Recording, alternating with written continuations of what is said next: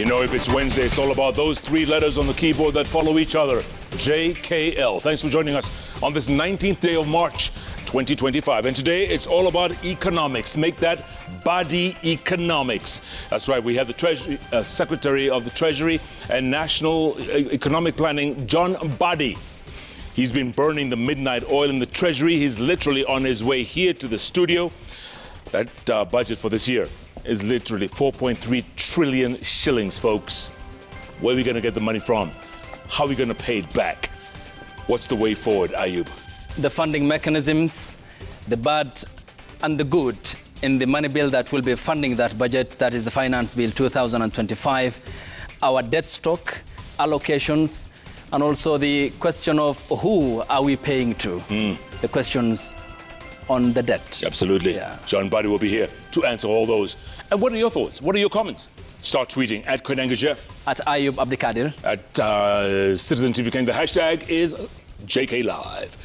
JK Live begins right now. Tonight. Watu wanalipishwa pesa shilingi 300, kumaanisha ya kwamba kuna watu wengi sana wamekuwa wakifungiwa nje kwa mambo ya kutafuta riziki ya maisha na kujisikia kwamba wao ni Wakenya.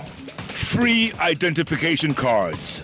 CS Murkomen launches mobile mass registration as government gazettes scrapping of charges. Clean up the voter register.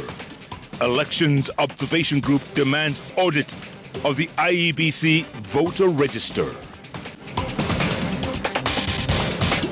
MC anakula mshahara shilingi 80,000. Aingiani kabisa. Wabunge pia wa counties wapewe mshahara tu karibu na ya governor. Governor anakula mshahara 1560. Na bara hajaweka marupurupu. No more, no less. County Assembly members demand 700% salary increment. When you land in whatever country you're going into, the laws that apply are not Kenyan laws. They are the laws of that respective country. So please respect the law. Kenyans in foreign jails. Mudavadi reveals that more than 1,000 Kenyans are languishing in jails abroad. Njoki Shege is our sign language interpreter. We begin tonight with the contentious question of the integrity of elections in Kenya. And tonight, the Elections Observation Group, ELOG, wants the Independent Electoral and Boundaries Commission, IEBC, to conduct a thorough cleanup of the voter register or prepare a new one altogether ahead of the 2027 general election. ELOG says there are more than 1 million dead voters in the current voter register, and as such, the Electoral Commission must ensure an independent audit to avoid alleged anomalies reported in last general elections in 2022. Here's Stephen Leto with that report. As the political class realign themselves ahead of 2027 elections and the process of reconstituting the country's electoral body IEBC gets underway, election observers have added their voice to concerns expressed over the integrity of the current voters register. The concerns revolve around an alleged history of manipulation of presidential elections, with the voter register the main tool of alleged tinkering of election results. The Election Observation Group, ELOG, having been involved in observing and monitoring electoral processes in 2012, they found the IEBC voter register had errors on 143,530 records, while in 2017, the audit revealed 169,646 duplicate records in the voter register, with the errors found on the register after the elections had already been conducted. ELOG says KPMG, the audit firm that was contracted by IEBC in 2017, expressed concerns that there could have been as many as 1,037,260 dead voters in the same register that flagged over 169,000 duplicate records. Last week in Manzoni, Machakos County, during the burial of Colonel retired James Gitai, fears of a compromised voter register were loud. This is what I would ask for President Ruto to do for us, to have a new voter register and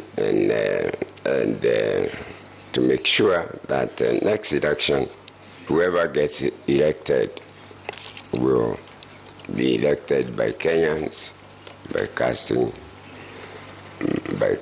votes. Chaguzi ambayo imekuwa naitwa free and fair tangu tulete hii mfumo wa siasa yenye vyama vingi ni 2002. Hiyo peke yake. Hizi zingine zote unajua SK mwambie nyinyi.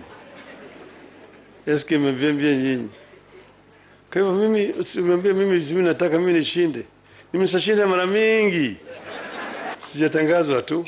Elog says the problem with dead voters had been addressed by the use of the KIMS kits through the biometric registration and identification of voters. But in the last general elections, the election observer says there were cases which necessitated the use of a manual identification of voters, exposing the integrity of the election. Elog has further taken the registrar of births and deaths to task for failing to provide an official list of dead voters to help in the audit of the register used in 2017.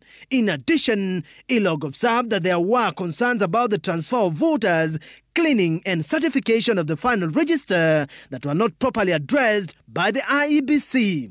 Elog has now recommended the need to address the issues as part of the preparations for the 2027 elections. Elog further recommends that once the new commission is constituted, it must within the shortest time possible assess the veracity of the current register with a view to either undertaking a thorough cleanup exercise or a total overhaul of the same by creating a new register in time for 2027.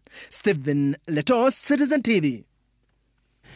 DCI Director Mohamed Amin says 6 suspects have been arrested in connection with the setup of a clandestine lab in Namanga, the county of Kajiado, which according to a report by the American government was meant for large-scale production of methamphetamine production. A DCI statement which was followed by a report by the U.S. State Department on International Narcotics Control Strategy indicated that police disrupted an operation that involved 3 Mexican nationals, 2 Nigerians and 3 Kenyans. Here is Gatete Njoroge with the details of that report. Following the release of a report by the U.S. Department of State to Congress on the status of the international drug trade in 2024, where Kenya was featured,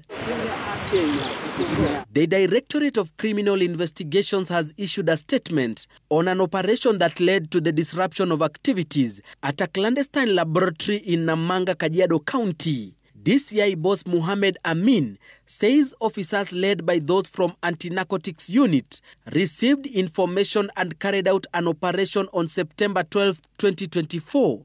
During the operation at the site with 2 iron sheet structures, police recovered chemicals, 2 exercise books bearing lab drawings and chemical formulas, and a mobile phone belonging to a Mexican suspect.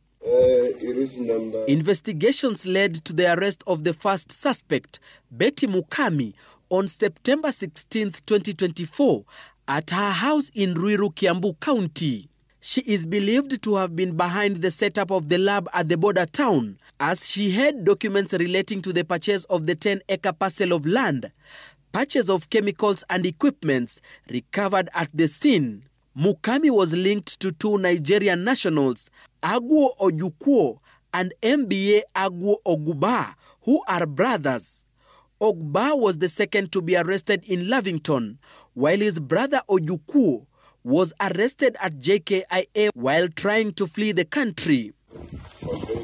Ojukwu is believed to be the mastermind and architect of the lab, as he is linked to a drug cartel in South America. Another key suspect, Alvarado Israel Vera, a former member of a police unit in Mexico, according to DCI, was also arrested at JKIA as he attempted to escape back to Mexico.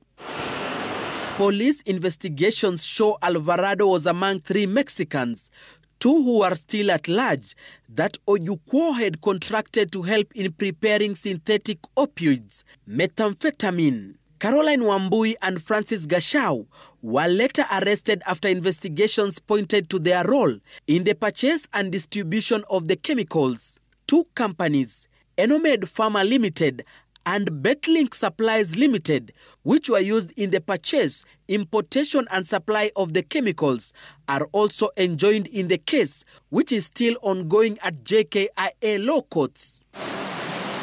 DCI says the investigation has revealed an international drug trade linking Nigeria, India, Mexico, South Africa and Gabon. Detectives insisting that the drug cartel did not succeed in operationalizing their activities. In their report, the U.S. Department of State indicated that the lab was linked to the Mexican cartel Villancico Nueva Generacion and that Alvarado is a member of the cartel. U.S. government also notes that drug trafficking continues to be one of the drivers of corruption in Kenya, and that political will to fight graft remains a challenge. Gatete Njoroge, Citizen TV. The government has abolished the 300 Kenya shillings fee charged for first-time applicants for national identity cards. Interior and National Administration CS Kipchumba Murkomen says the change in the registration of persons rules aims at ensuring all Kenyans have access to identity cards. Here's Marian Nyambura with that report. Interior and National Administration Cabinet Secretary Kipchumba Murkomen has gazetted the removal of charges for new national identity card applicants. The gazettement amends the registration of persons rules, specifically the 6th schedule, and is an implementation of President William Ruto's pledge last week on the same.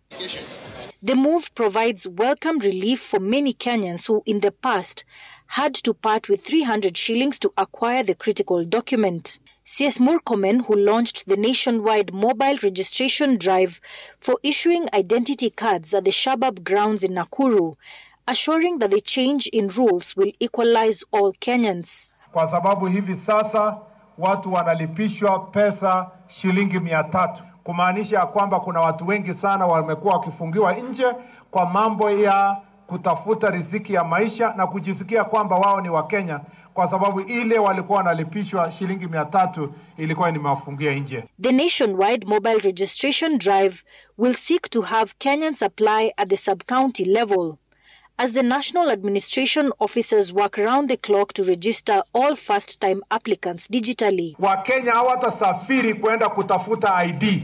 Utafanyia kwa sub-county yako, inamalizia hapo, na wewe unangojea siku 10, ID inafika, unatumia kwa kazi yenye unafanya wewe mwenyewe. Hakuna ile waziwazi ya kusema unangojea mwaka 1, mwaka 2. Within 10 days. Na hawa wenye wameregister leo, kwa sababu waziri amekuwa around, watapata kipande zao kwa siku 6. Tunatarajia kusajili karibu wa Kenya zaidi ya 70,000 wenye hawakuwa wana pesa ya kulipa, kwa hivyo watajitokeza. Kwa hivyo tunatarajia kuwa chini ya miezi 3 tutakuwa tumesajili vijana zaidi ya 70,000. The government has also scrapped the 500 shillings for vetting of documents. These changes come after President Ruto announced that all Kenyans be issued with IDs for free. The president also scrapped the 60-year-old vetting requirement for ID applicants in border counties. The abolished 300 shillings fee had been introduced last year, with some existing charges for government documents reviewed upwards. Marian Nyambura, Citizen TV. The government and the family of Kenyan woman condemned to death in Vietnam, Margaret Nduta, is still waiting for communication on her final fate. Prime Cabinet Secretary and Foreign Affairs boss Musalia Mudavadi says Kenya has received details of her charges and was working for a possible clemency for the convict. This as it emerges that there could be up to 1,000 Kenyans incarcerated across various nations in the world. Brenda Wanga has that report. The Foreign Affairs CS Musalia Mudavadi, commenting for the first time on the Margaret Nduta saga, assures Kenyans that every effort is being made to keep her away from the lethal injection execution she was sentenced to for drug trafficking. It is unfortunate that a Kenyan is facing this kind of situation. It's not a pleasant situation, and the Ministry of Foreign Affairs, and in particular my PS, has been trying to converse with his counterpart in Vietnam to see if there can be some mitigation in this process. So that is one thing, and we hope that there can be some success. But it just isn't Duterte fate that the government is now taking stock of. The CS says his office is also collecting data on other citizens who have run afoul of the law outside the borders of the country. This data, Musalia says, will inform government's interventions for those affected. Each country will have a number. Okay. Now, some could be misdemeanors. Some could be very serious offenses. So I cannot specifically at this stage tell you that this is the particular offense per individual. A good portion of those incarcerated in foreign countries for drug trafficking are women who have been lured into the dangerous and risky trade. The government is now pleading with Kenyans traveling outside the country to be vigilant to avoid falling into the traps set for unsuspecting Kenyans who end up paying the ultimate price.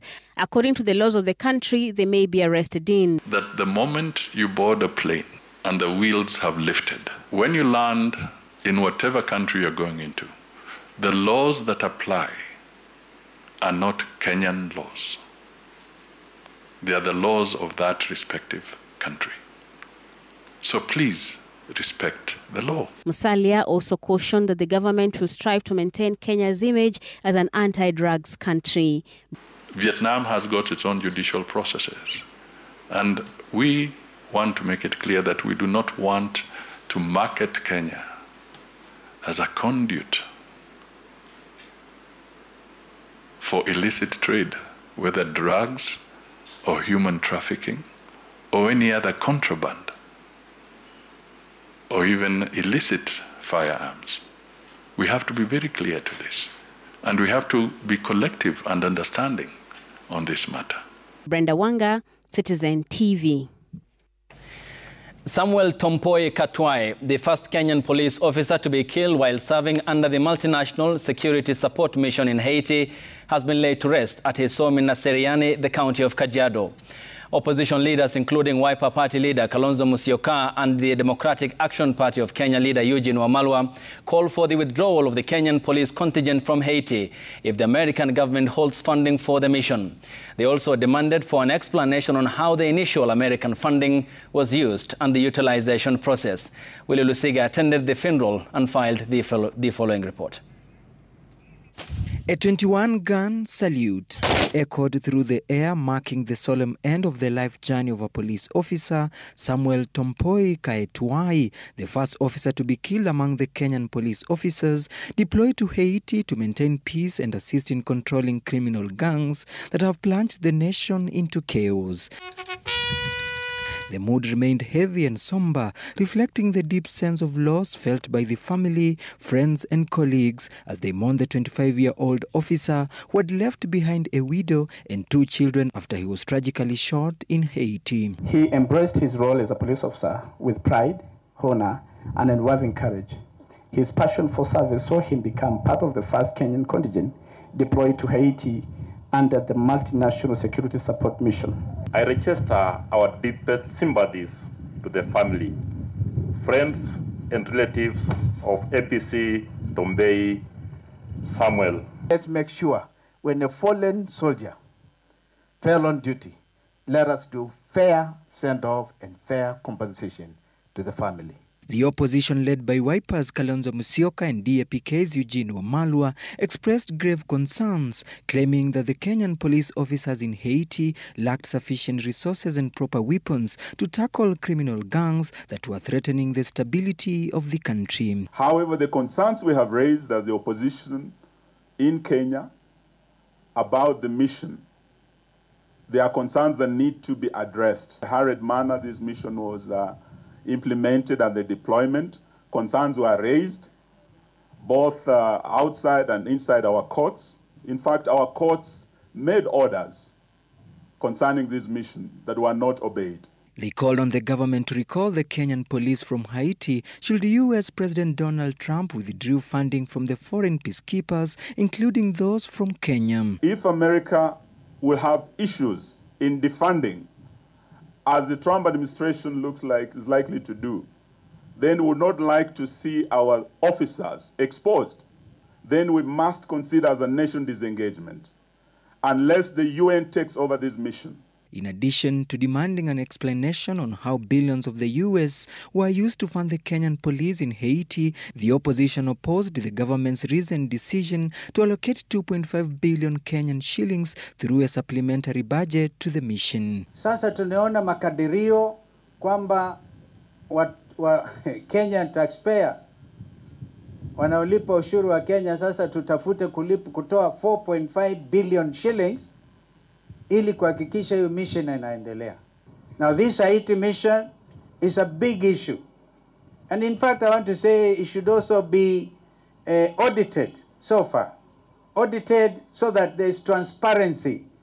Zile pesa kina Biden walipeana zilitumika vipi? Tompoi was buried as news trickled in of another Kenyan police officer deployed in Haiti under the multinational security support mission, sustaining injuries during security operation in the Kenskof area of Belot. The officer's health has been described as stable. Even though the soul of Samuel Tompoi has rested, his name will be forever be engraved on the list of many Kenyan uniformed officers who have died on foreign peace missions. His death symbolizes the threat that is facing the Kenya peace mission in Haiti. Willie Lusiga, Citizen TV, Naserian Village, east of Kajiado County. Members of county assemblies are now demanding a 700% salary increment, insisting that it should be the bare minimum adjustment implemented by the Salaries Commission. Speaking on the final day of the 5th County Assembly Summit in Nairobi, the county lawmakers also resolved to push for the implementation of the War Development Fund and financial autonomy from the county executive, arguing that these measures are essential for effective oversight and service delivery. Seth Olale covered the final day and filed the following report. Thoroughly and laughing at us. A storm of demands swept through the closing session of the County Assembly Summit in Nairobi as members of county assemblies made their intentions crystal clear. We are complaining of salary cuts. A 700% salary increase, no less. With unwavering resolve, the legislators turned their attention to the Salaries and Remuneration Commission, insisting that their current earnings no longer reflect the weight of their responsibilities. Their voices echoed through the summit hall, setting the stage for a fiery standoff over wages, power, and financial independence. You find MCAs, 4 MCAs, 5 MCAs in one car, and you're here telling us about oversight. How do you oversight people who are killing you? MC anakula mshahara shilingi 80,000. Aingiani kabisa. Wabunge pia wa counties wapewe mshahara tu karibu na ya governor. Governor anakula mshahara 1560. Na bara hajaweka marupurupu. Nikiona mishahara yetu ni mishahara duni sana. Na ukifungua geti yako kama mwakilishi wadi, wananchi wako pale kila siku. Huwezi funga ile geti. Na tukikuja hapa tukulia malilio yetu yasikizwe haswa na kafu. Hakuna jambo ambalo linakuja. Members of parliament are getting 35% of the president's salary, while members of county assemblies are getting 10% of the governor's salary. Really, and you expect oversight. It doesn't work. We are not asking for favors. We are not asking to be preferred. We're just asking for the skill and the formula be used. It should be the same mirror, because comparatively, legislators are either at the national level or at the county level.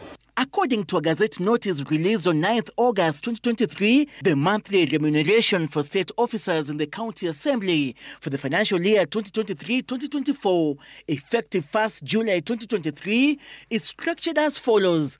A member of County Assembly earns a basic salary of 92,689, complemented by a house allowance of 50,000 shillings. This brings their gross salary to 154,481 after a salary adjustment of 11,792. MCAs also receive a committee sitting allowance of 3,900 per session, capped at a maximum of 62,400 per month. But their demands didn't stop there. The MCAs also pushed for full financial autonomy from the county executive in order to effectively execute their oversight mandate. They don't fear when we oversight them because we have nothing we can do.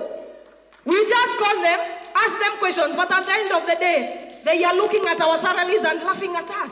The MCAs are also piling pressure for the swift implementation of the Ward Development Fund, urging lawmakers to table and pass the bill without delay.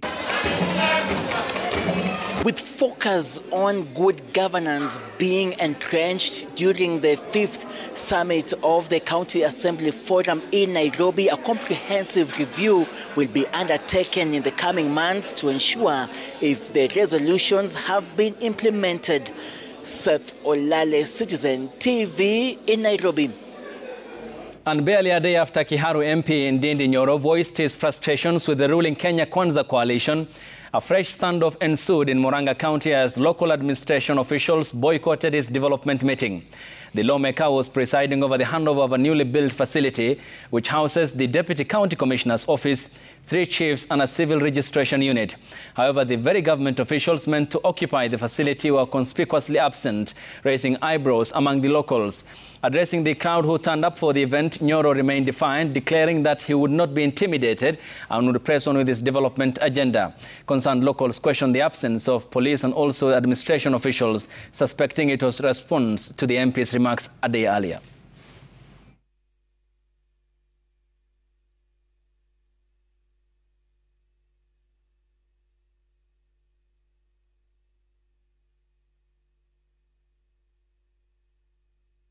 Wenye tunafungulia hii nyumba imejengwa na pesa za serikali, na ni muhimu sana wangefika ndio at least watupokee funguo. Tunajua sasa mumeanza kuhangaisha mheshimiwa wetu Ndindi Nyoro. Wakati mwingine waligusa mtu, lakini sasa wameguza eneo. Lakini isikuja siku moja mtu aone heshima anapewa afikirie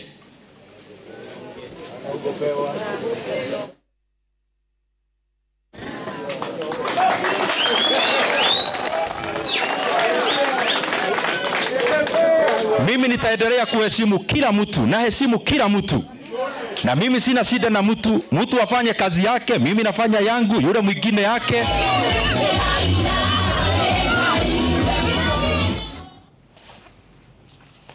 And the National Treasury and Economic Planning Cabinet Secretary FCPA John Mbadi is on the bench with Jeff. That's right, Ayub. And remember, barely 6 months ago, John Mbadi was deep in the opposition, criticizing the Kenya Kwanza government.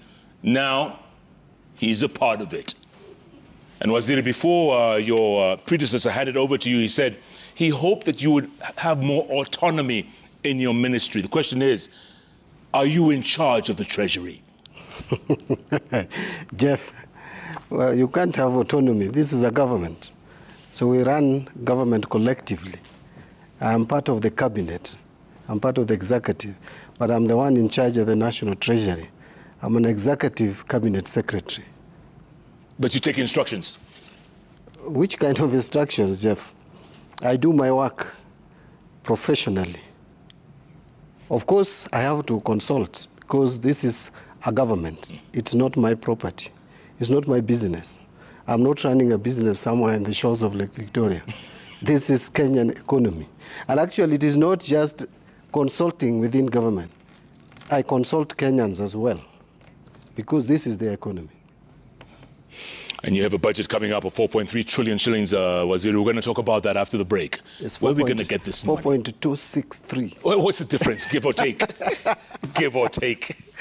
From 3.9. That's another extra 300 billion. 3.978. Yes. Hey, 285 billion. B. Yes. Plus minus. Yes. We're going to talk about where we're going to get this money. How are we going to pay for it? Our debt ceiling. USAID has cancelled everything. How are we going to make up for that? We're in trouble. Waziri, we're in trouble. With a big T. John Mbadi is my guest today, folks. He's the Cabinet Secretary for Treasury and Economic Planning. What are your questions? What are your comments? Keep them coming. At Koinange Jeff, at Citizen TV Kenya, the hashtag. JK Live. JK Live takes a break. We'll be back. In the meantime, coming up. Kuendelea na masomo yangu mahali nimefika hadi nimalize course ninayoifanya, nipate kazi, nijenge huku nyumbani kwetu na kusaidia familia yangu. Student by day, hawker by night. A KMTC student's determination to raise college fees.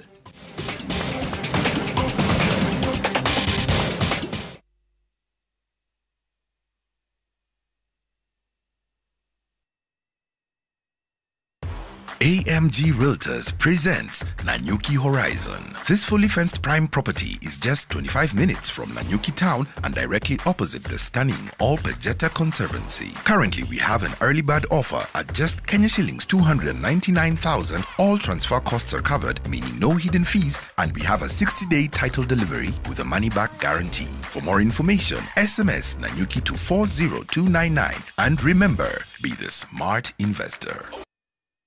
Methods of determining a new lunar month, or Ramadan being present, through astronomical calculations and moon sightings, Muslims around the world sometimes observe the beginning of Ramadan and its end, Eid al-Fitr, on different days. Saudi Arabia's moon sighting committee of the Supreme Court announces the official date of Ramadan.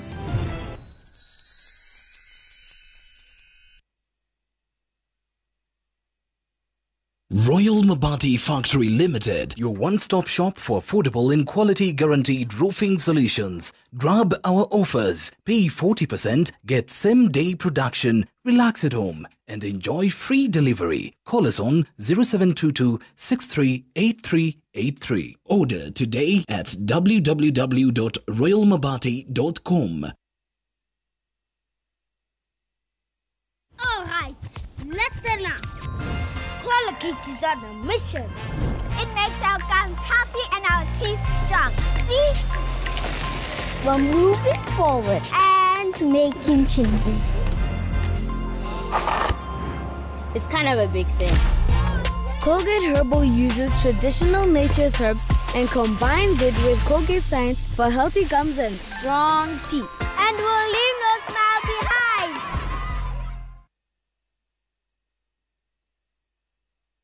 Buroti maguta, keja kwa mtaa mambo fiti.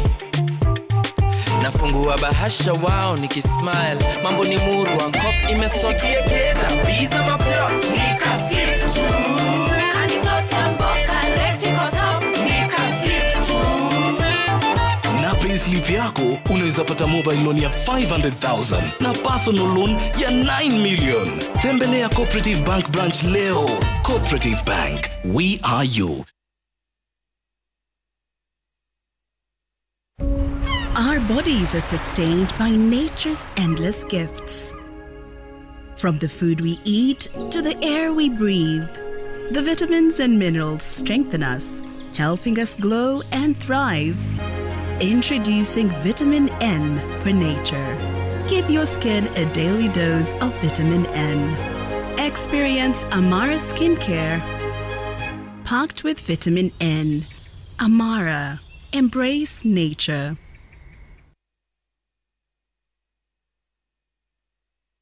This is me at Stanbic Private Banking. What does it feel like? It's living a rich financial legacy for my family. It's more than banking. It's investing skillfully. It's planning wisely. It's living joyfully.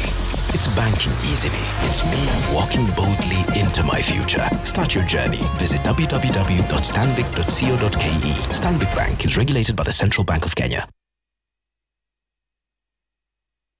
Citizen Duka, the home of discount. Msimu huu wa Ramadhan, save pakubwa na Citizen Duka, the home of discounts. Pata tende 500 grams kwa shilingi 289 kutoka 375. 2 kgs basmati rice kwa 589 badala 746. 2 kg ya unga wa ngano kwa 149 kutoka 171 na 500 ml maziwa kwa shilingi 45 badala ya 49. Kununua bidhaa hizi, dial *487*5 5#, chagua bidhaa unayoitaka, lipa na uchukue bidhaa hizi kwenye Quickmart Supermarket karibu nawe na uenjoy kusave. Citizen Duka, the home of discount.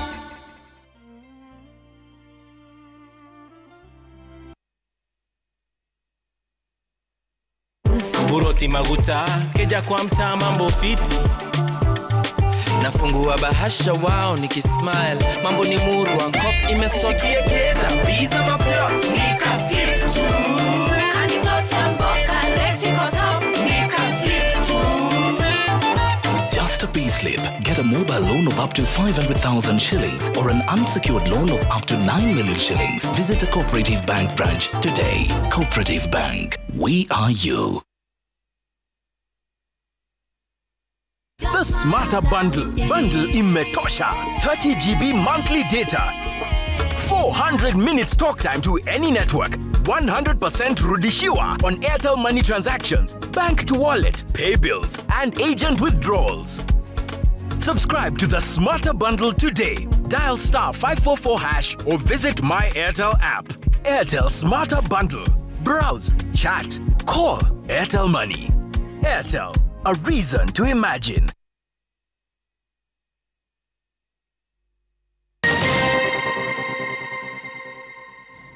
Welcome back. A meeting between Presidents Felix Tshisekedi of the Democratic Republic of the Congo and Paul Kagame of Rwanda on Tuesday could be a turning point in the conflict in eastern DRC. The two leaders who met in Doha, Qatar, under the Qatari government committed to a ceasefire and continued dialogue under the joint East African Community and Southern African Development Community framework. Here is Olive Barros with that report. Kagame of Rwanda and Felix Tshisekedi of the DRC met face-to-face in Qatar on Tuesday. According to the Qatari Ministry of Foreign Affairs, the two leaders, who were hosted by the Emir, Amir Sheikh Tamim bin Hamad Al Thani, reaffirmed the commitment of all parties to an immediate and unconditional ceasefire. In line with the joint East African Community and Southern African Development Community Head of State Summit resolutions of February the 8th. Tshisekedi's spokesperson, Tina Salama, posting to social media, an immediate and unconditional ceasefire has just been decided between the DRC and Rwanda in Doha at the initiative of the Emir of Qatar, strategic ally of the two countries. The Rwandan presidency on its part posting, the meeting reiterated the leaders' support to the EAC SADC process as the primary mechanism towards a sustainable solution to the conflict in DRC.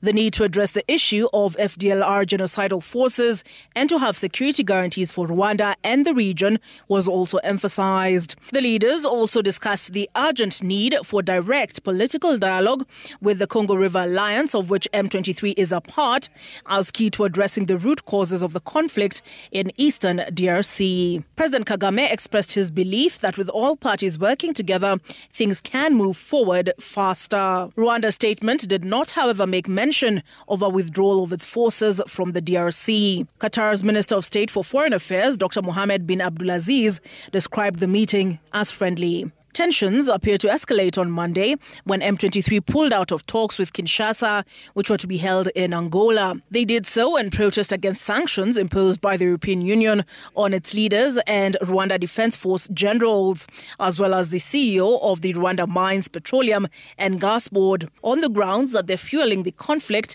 to exploit Congo's natural resources. Rebel leader Corneille Nangaa posting to social media that as much as there is a ceasefire declared, neither side can take actions or benefit from decisions likely to weaken the other party to the conflict. The Congo River Alliance's reconsideration of its participation in the Luanda talks came against the backdrop of Rwanda severing diplomatic ties with their former colonizers, the Belgians, over the DRC conflict.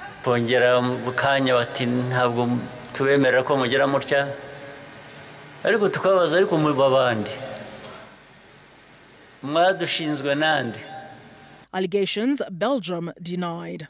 Olive Barros, Citizen TV.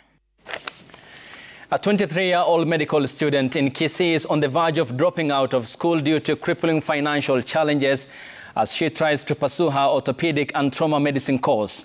The student Edna Mwango has for months alternated between hawking along the streets of Kisii County and the classroom in addition to menial jobs, all in bid to keep her tertiary education dream alive. Citizen TV's Crispin Otieno caught up with the lady and filed the following report. Edna Kerubo, 23, is among the students who had hopes of a better future the moment she set foot in class to pursue diploma in orthopedic and trauma medicine in 2023. Oblivious of what awaited her, Edna, who was brought up by her grandmother in Sombogo, Marani, would later be forced to defer her studies twice after failing to secure a HELB loan, which considerably dented her quest to remain in school. In an attempt to deal with the problem, she resorted to hawking along the streets of Kisii at night and attending classes during the day. The KMTC student keeping busy as others slept at night. Braving the cold nights and at great risk to herself, she keeps returning to the streets to earn some money hawking. She has a problem. She has moved with the difficulties in paying fees by doing funny jobs which she's not supposed to do, including selling tomatoes and vegetables at the place where she's staying. In Nyakeiri village, Edna takes us through what she has been grappling with for the last 2 years. At home, Edna, who is an orphan raised by grandparents, has a quarter-acre of land where she grows farm produce to supplement her business. Kwa sasa hivi sina pesa. Huku nyumbani nimepanda mboga na nipia grass. Tangu niingie shuleni nimepata challenges mingi kufanya kazi, sina wakati wa kusoma na kubalance kufanya kazi na kwenda shule. Kuuza hiyo manyanya kwa taoni, kwa kuuza ndio apate pesa, kwa msichana sio vizuri. This is very dehumanizing for a student, but she has been persevering and doing it. So we are aware she's looking for anybody who can be able to assist her to be able to foot the fee balance that she's having. Edna currently clings on to hope that doors will open to enable her to resume classes for the second year of her program. Well, despite going through extremes in pursuit of her education, Edna remains upbeat that someday she'll be able to finish her course in a bid to change where she comes from. Crispin Otieno for Citizen TV in Kitutu, Chache North, Kisii County. Hundreds of patients seeking services at the Moi Teaching and Referral Hospital in Eldoret, the county of Uasin Gishu, were left stranded following a strike by nurses that began on Wednesday. The over 800 nurses decried the failure by the institution to remit statutory deductions, as well as poor working conditions at the facility. And as Laura Otieno tells us in the following report, the stranded patients faulted the national government for failing to provide adequate resources towards healthcare in the country. The famous industrial action song rented the air at the Moi Teaching and Referral Hospital in Eldoret as a strike by nurses at the facility entered its first day. Patients were left unattended, with some seeking refuge under trees as they ponder over the next course of action. The nurses accused the hospital's management of failing to remit their statutory deductions, as well as turning a blind eye to the squalid working conditions, especially in the wards. Kuna equipments unapata zimeharibika kama hapa referral tangu last year July. Up to now tunaambia wagonjwa ena nyumbani utarudi haifanyi kazi. Tukiuliza tunaambiwa budget cuts. Matakwa yenye wanahitaji ni rahisi sana. Lakini kwa sababu hatuna serikali inajali hiyo hospitali yetu, ndio maana tumeenda hii kiwango. Families whose kin are admitted at the facility, however, faulted the decision by the nurses. Kuna wagonjwa ambao waliwachwa kwa ward na wauguzi wakaenda nyumbani. Na hatujui chanzo, so wangetuelekeza before waende nyumbani. Mtoto amefanywa surgery juzi na wananiambia nikujie mgonjwa saa hizi na huyo mtoto hata hajarecover. So Ruta tuangalie na mambo ya health. Tunaadhirika kama wagonjwa. The strike has also left students from Moi University's College of Health Sciences in limbo, with some expressing fear of delay in their graduation. Laura Otieno, Citizen TV. A Kericho court has sentenced 22-year-old Tommy Oluoch to life imprisonment after finding him guilty of defiling a 7-year-old girl in 2024.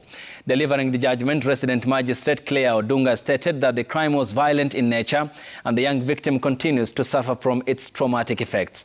Citing Section 8(2) of the Sexual Offences Act, she ruled that the accused deserved the mandatory life sentence. The victim's mother, while welcoming the verdict, described the emotional and financial toll on her family had taken by the incident. She urged the other victims to seek justice despite societal stigma. The minor's grandmother was overcome with emotions and said that justice had been served, emphasizing that divine justice that has also played a role in the case's outcome. Oluoch has 14 days to appeal the judgment. Section 8(2), I beg your pardon, accused is sentenced to life imprisonment. Nimepata madharau mengi, yamesemekana mengi kuhusu huyo kesi ya huyo mtoto. Watu wamenisema, wenye walikuwa wananicheka wamenicheka kuhusu hicho kitendo. Lakini machungu nilikuwa nayo ilinifanya nivumilie. Alifanya kama amejua hakuna kenye tunaweza kufanya. Lakini aliyo juu mbinguni ambaye halali, aliyo juu mbinguni ambaye anakata kesi mzuri, alikata kesi mzuri. The Kenya Met Department has confirmed that the ongoing rains across various parts of the country mark the start of the March-May long rains, and farmers can get the year's planting season underway. The weatherman, however, says parts of the coastal and northern regions of the country may not receive adequate rainfall. Emily Chebet has that report. The long-awaited planting season is here. The latest showers an indication of the March-May long rains. The western parts, the southwestern, and some parts of the central parts of the country, the onset of the long rains is already with us. The Met Department says some parts of the country may receive rainfall that is below average. This coming as the latest State of Climate Change Report 2024 shows a sharp increase in food insecurity, rising from 1 million people in July 2024 to 2.15 million people by February 2025, following the high temperatures that characterized 2024. Northeastern and north coast parts of the country may get less than the average that we get for the season. The other parts of the country are likely to get very close to the normal. It is clear that for Western, they'll get above average.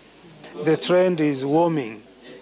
Until we do something, what you say, to mitigate the warming will continue.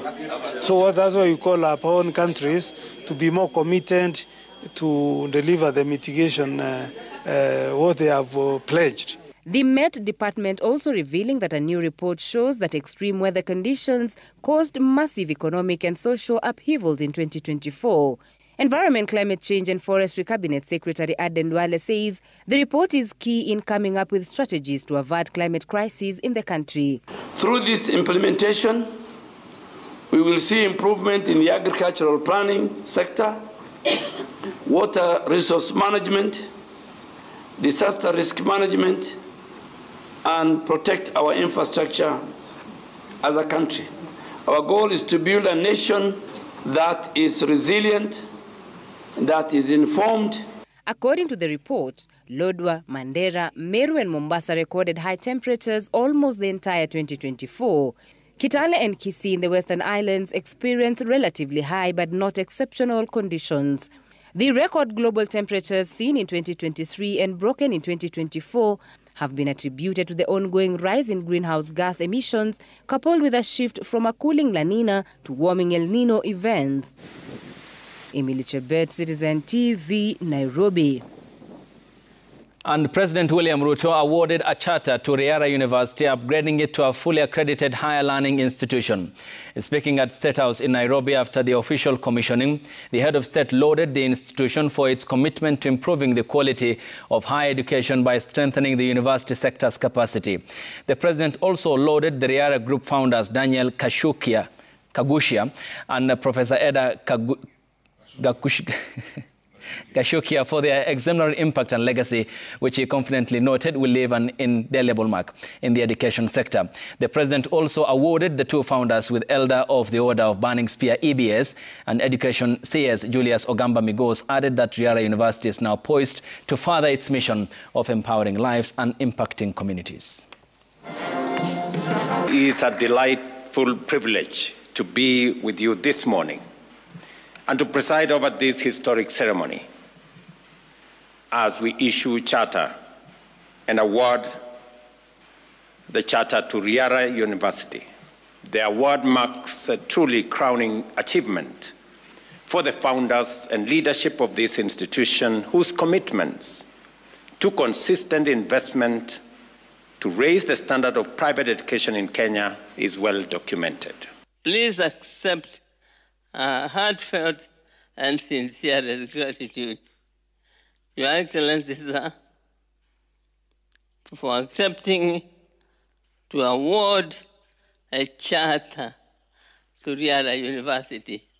We have waited for this charter for so long, and we are deeply grateful to God that we are still alive to witness this moment. Dr. Ed Gashukia, she's been in the education business for the last probably half century, huh? That's more than 50 years. That's what I'm saying. Tells you about the significance of education, even at that age. You never stop learning. Never stop learning. And you never stop imparting knowledge. Indeed. Should we take a break? Yes. Come back? With business. And? The bench. And after sports? This is our sports. Okinye tatu chapa. Kezi tutatatua kesho. Keep tweeting at Koinange Jeff. At Ayub Abdikadir. At Citizen TV Kenya. The hashtag is JK Live. JK Live takes a break. We'll be back. In the meantime, coming up.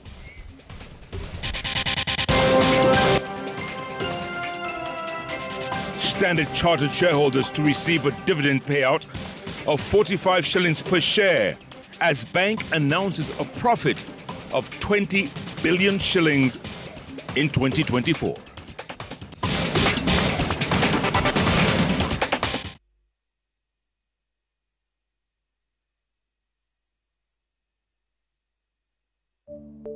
Moisture in your skin helps it repair itself constantly. Without the right balance of moisture, chances of skin problems can occur. Vaseline locks in moisture to give your skin a natural glow and protection. Use Vaseline because it is the first step to maintaining natural, healthy-looking skin.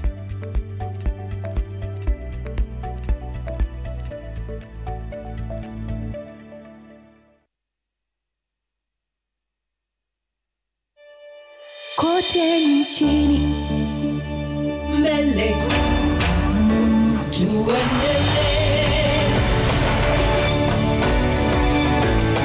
mbele Kenya twende mbele Kenya twende mbele. NCBA, go for it.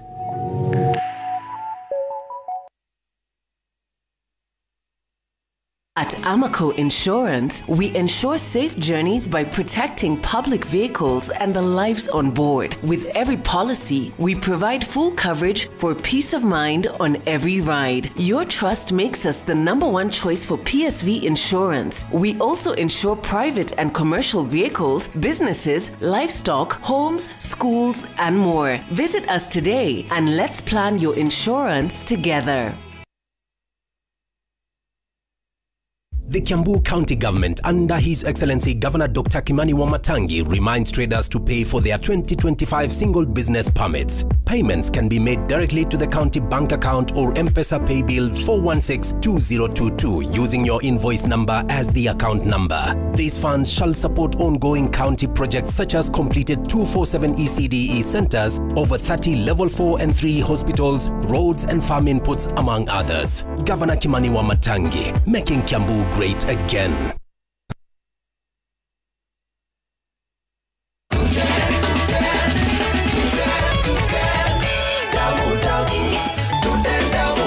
Wababa wasema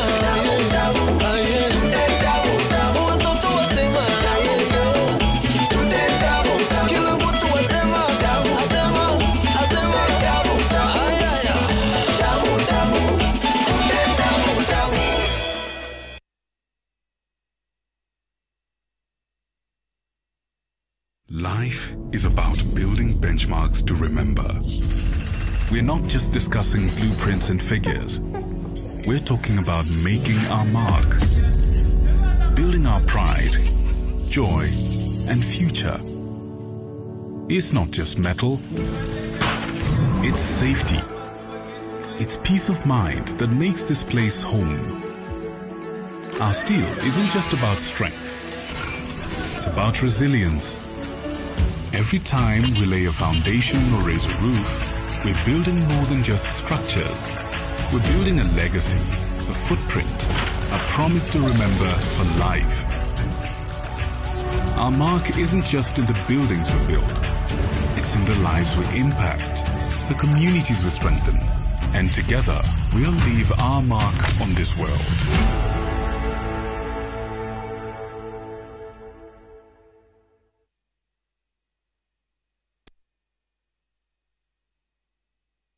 Mkulima, ili kujiandaa kwa msimu huu wa ukulima, ni vyema kuhakikisha kwamba shamba lako limetayarishwa vizuri. Kwa kutumia Kausha kutoka Kenagro, waweza kusafisha shamba lako. Kausha ni kiuagugu cha kuangamiza aina zote za nyasi na kwekwe zenye majani mapana.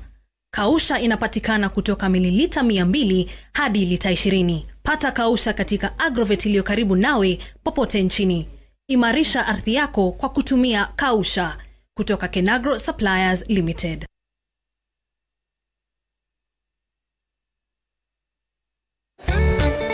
Sasa?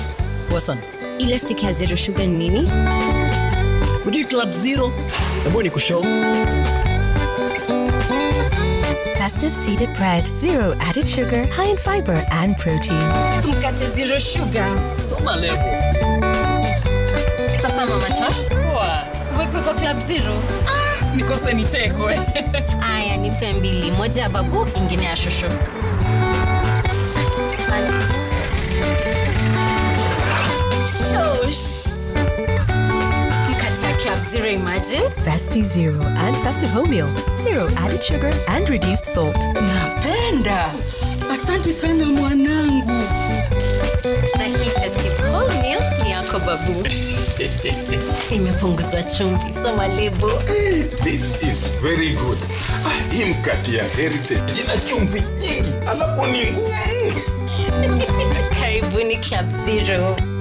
Carefully read the food label before consuming your products. The balanced recipe with reduced salt and zero added sugar is good for you and your family.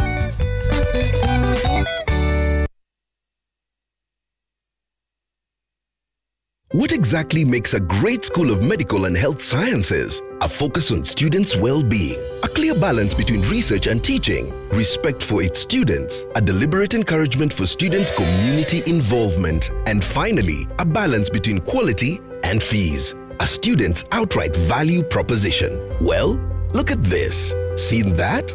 Imperial College of Medical and Health Sciences. March intake ongoing. Welcome to Imperial College of Medical and Health Sciences. Vibes zinachemka. Form imejipa. M-Pesa is officially adulting and it's time to celebrate. The M-Pesa 18 and over concert. It's a truly Kenyan experience. Tokea tujinais. Uhuru Park, 21st March 2025. Gates zina open at exactly saa 8 mchana. Na entry ni M-Pesa birthday bundle ile 20 bob tu. Life ni sherehe.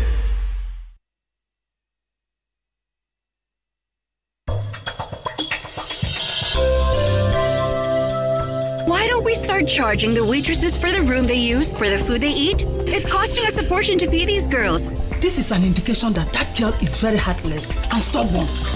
You have to be very careful with her.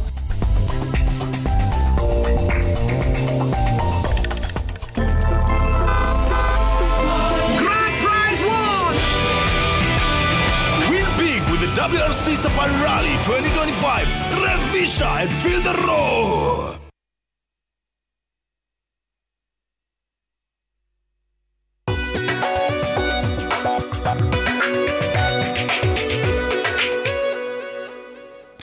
Welcome back, and it's now time for business. Standard Chartered Bank reported a 45% jump in profit after tax for the year ending December 2024.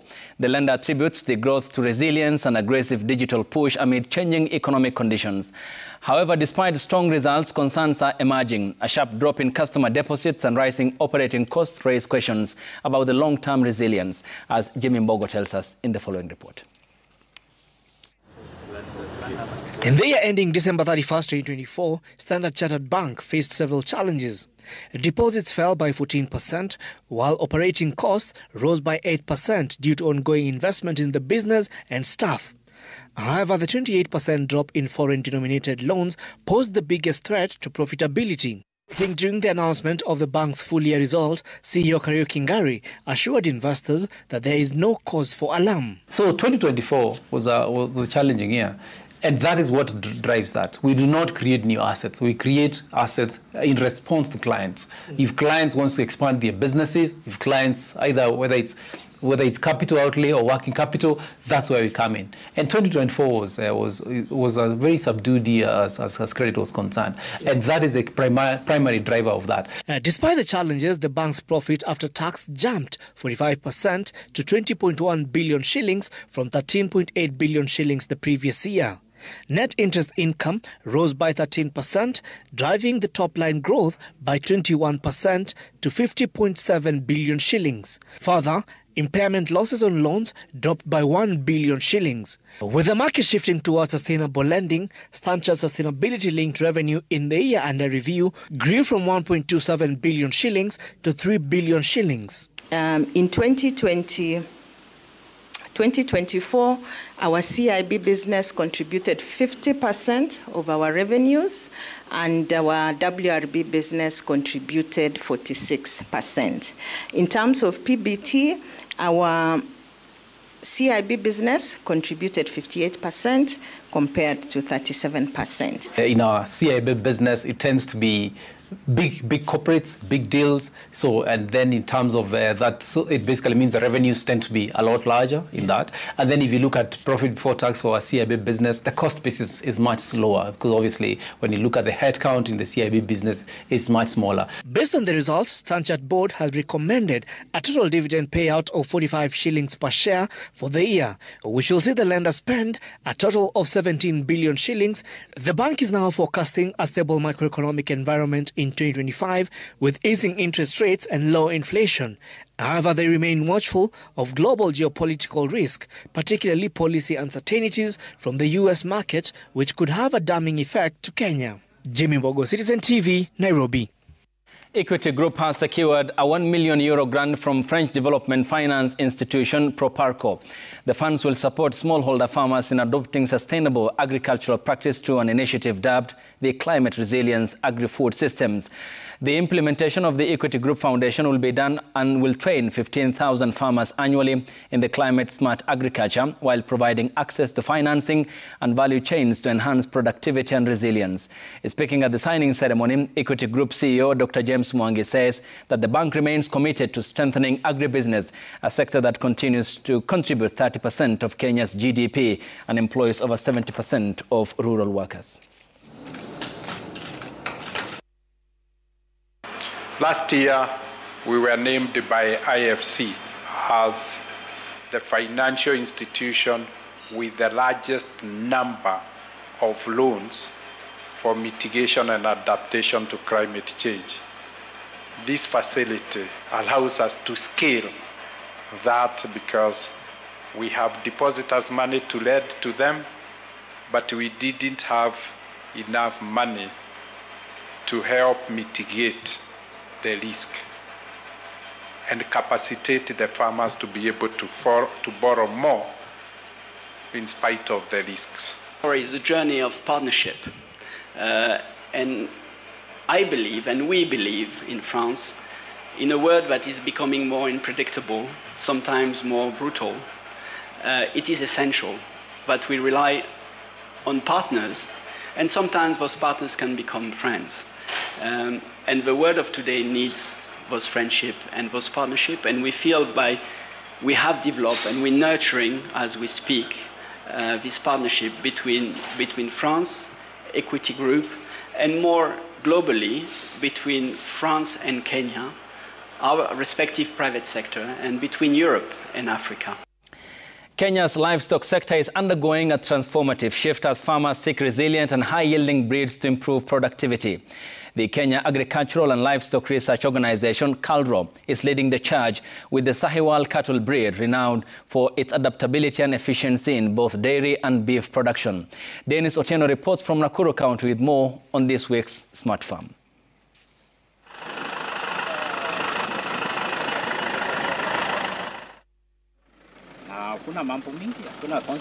Originally from South Asia, the Sahiwal breed has gained significant popularity in Kenya due to its exceptional heat tolerance, disease resistance, and ability to thrive in arid and semi-arid regions. KALRO's Dairy Research Institute has been at the forefront of promoting Sahiwal breeding programs, encouraging farmers to adopt the breed. We have the Sahiwal cattle genetic resources. This is a very unique animal, a dual purpose, producing milk mainly targeting the semi-arid region. Unlike exotic breeds, Sahiwal cattle require less feed and water, making them an economical choice for farmers facing harsh climatic conditions. To maximize the breed's potential, researchers have embarked on a cross-breeding program, combining Sahiwals with breeds such as Friesians. We have the Sahiwal Friesian crosses. These are a very popular crossbred population that is able to produce, again, milk optimally in semi-arid regions. We are talking of an animal producing 25 liters of milk per day and a minimal inputs. Actually, we are doing pasture-based systems. By enhancing the availability of superior Sahiwal genetics, KALRO aims to boost both milk and meat production, ultimately improving the livelihoods of pastoral communities. And these breeds, they have stabilized. We are just now in the process of continuous multiplication in large numbers and dissemination to the various ecological zones of this country. Earlier this month, KALRO hosted the Mkulima Open Week exhibition, showcasing advanced breeding techniques, feeding programs, and disease management strategies tailored to enhance Sahiwal cattle productivity.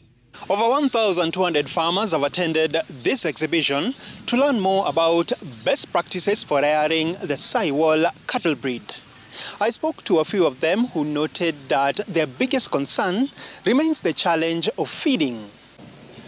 Challenge yenye tumepata huko ni mambo ya foda, chakula ya ng'ombe. Asa kubalance. Unakuta tunapea mingi yenye haina madini yote.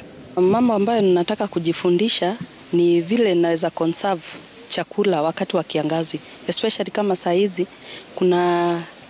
hakuna mvua, so tunasafa sana kwa sababu hakuna greens, ng'ombe hawezi pata kitu ya green kukula. So nataka nione wakati wa kiangazi venye ninaweza conserve chakula.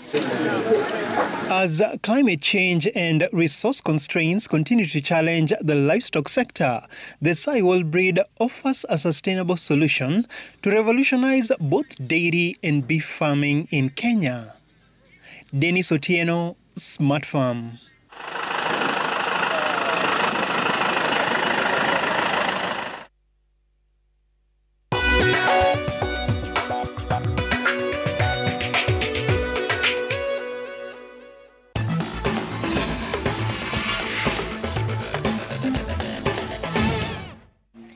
Time for sports, and the national football team, the Harambee Stars, will face the Gambia tomorrow in Abidjan, Ivory Coast, in a 2026 World Cup qualifier. The Stars must win their next two matches in the qualifiers in order to revive their hopes of qualifying for the edition in America, Mexico, and in Canada. After playing 4 matches, Kenya, who arrived in Abidjan last evening, is fourth in Group F with 5 points behind leaders Ivory Coast. Gabon lies second with 9 points, and Burundi is third with 7 points. Gabon will play bottom team Seychelles tomorrow before making the journey to Nairobi to face the Stars at the Nyayo National Stadium on Sunday. The matches against the Gambia and Gabon are the first ones for coach Benny McCarthy, who was appointed the head coach of the Harambee Stars a fortnight ago. Sports CS Salim Mvurya has exuded confidence that this year's edition of the World Rally Championship, Safari Rally, will be a success. Hours to the global event, the CS noted that the number of international visitors had shot up, with hotels recording full bookings. Addressing the press at the service park in Naivasha, Nakuru County, Mvurya said that the rally had given business opportunities to tens of local youths and traders. The Cabinet Secretary also added that all necessary measures had been taken ahead of the event that zooms off in Nairobi and set to be flagged off by President William Ruto.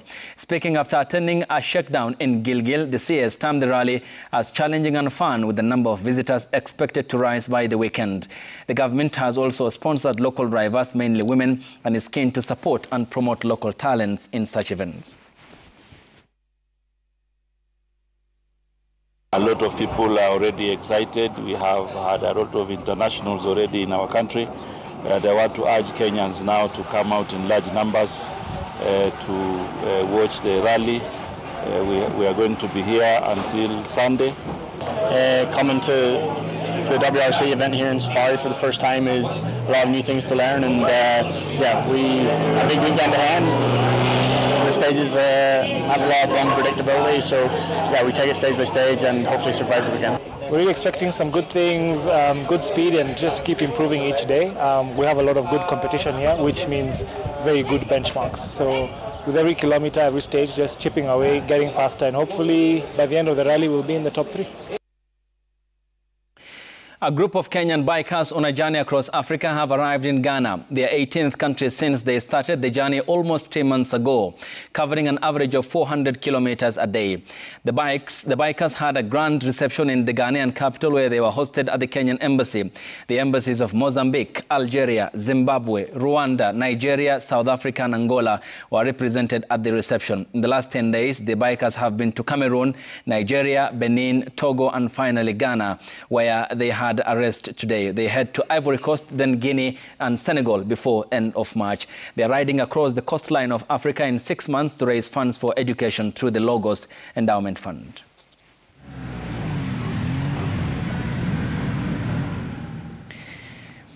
And Belgium goalkeeper Thibaut Courtois trained with the international teammates today following his return to the side after an almost 2-year absence. Courtois has not played for the team since June 2023, when he walked out ahead of the European Championship qualifier in Estonia. But after a chance by the coach, is back in the fold for this week's UEFA Nations League playoff against Ukraine. The 32-year-old Real Madrid goalkeeper, who has 102 caps, said his walkout had nothing to do with being denied the captaincy, as he had been reported at the time, but rather a breakdown in his relationship with head coach Domenico Tedesco, who has since been replaced by Rudi Garcia. Belgium take on Ukraine in the first leg of their Nations League quarterfinal in the Spanish capital tomorrow night.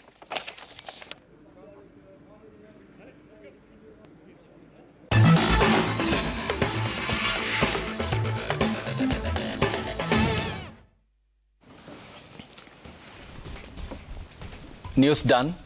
Business done. Sports done. Well done. Oh, by the way, you were telling me earlier on that a lot of reactions to the Rose Muhando story, right? Yes, that story by Crispin Otieno from Kisii County, and Governor Johnson Sakaja just called and said he sponsors all her education plus her upkeep. Oh.